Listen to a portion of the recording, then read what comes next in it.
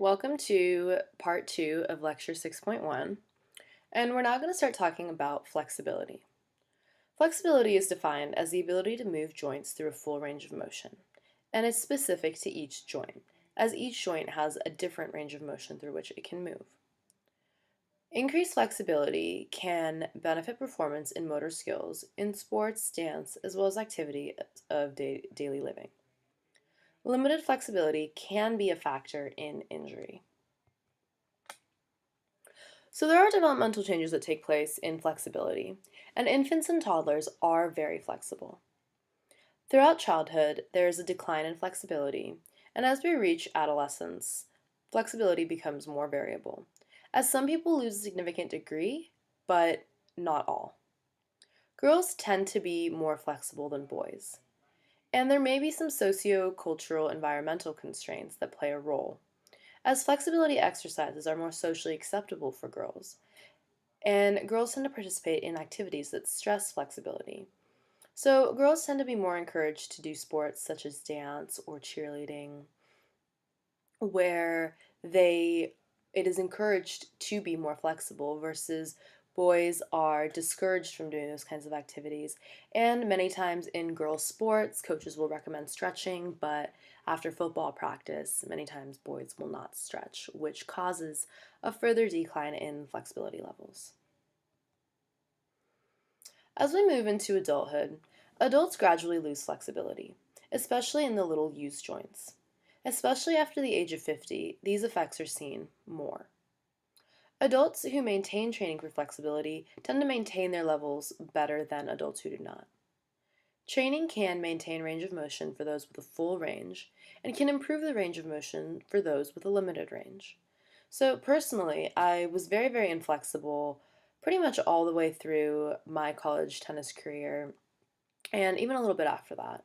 And through a lot of yoga and stretching that I did, I was able to improve my range of motion a little bit. I'm still not particularly flexible, but I can now touch my toes, which I think is a really big deal. Moving on to body composition.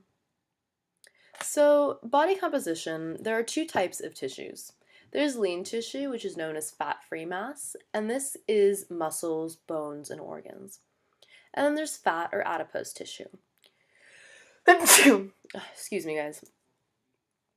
The relative percentage of fat-free and fat tissues make up body composition. And excess fat tissue can be a rate limiter for fundamental motor skills. Both genetic and environmental factors have an effect on body composition. Two environmental factors that can be manipulated are diet and exercise, as a very good diet that is nutritionally rich without high fats can help keep body composition, the ratio of fat-free to fat mass at a good ratio, and exercise can also help maintain this balance. Research on body composition and motor skills focuses on body composition as a rate limiter for the improvement of motor skills. Newer research focusing on improvements in motor skills at young ages to increase physical activity and therefore reduce obesity. Motor skills and fitness. So many researchers have studied the links between motor skills and fitness, as fitness predicts motor skill performance, and in this study, they used two cohorts of 10 years old. They had the least fit children showed lower average performance in walking and running. And decreased performance is tied to decreasing levels of physical activity, which is a follow-up study by Olds and Dolman. So it's a bit of a self-fulfilling prophecy, you could say, where children who tend to have a higher fat mass, they tend to perform these motor skills worse, and as a result, they tend to have less participation in sport, which further worsens them, and it also will end up increasing their fat mass because they tend to have a sedentary lifestyle.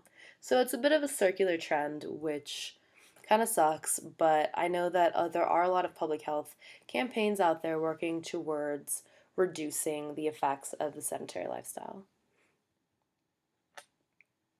So, motor skills of children can predict fitness in adolescents.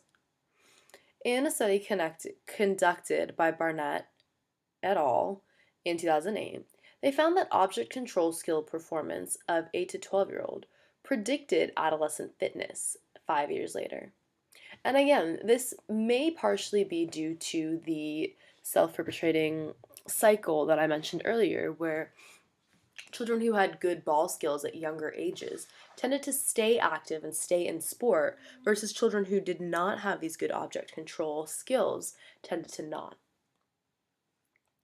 In a review of studies, poor motor proficiency is associated with higher body composition, low cardiorespiratory fitness, lower strength and endurance, lower anaerobic capacity and power, and less physical activity. That's all for today. I hope you guys learned something from this lecture. Please feel free to email me if you have any questions at all. Have a good day.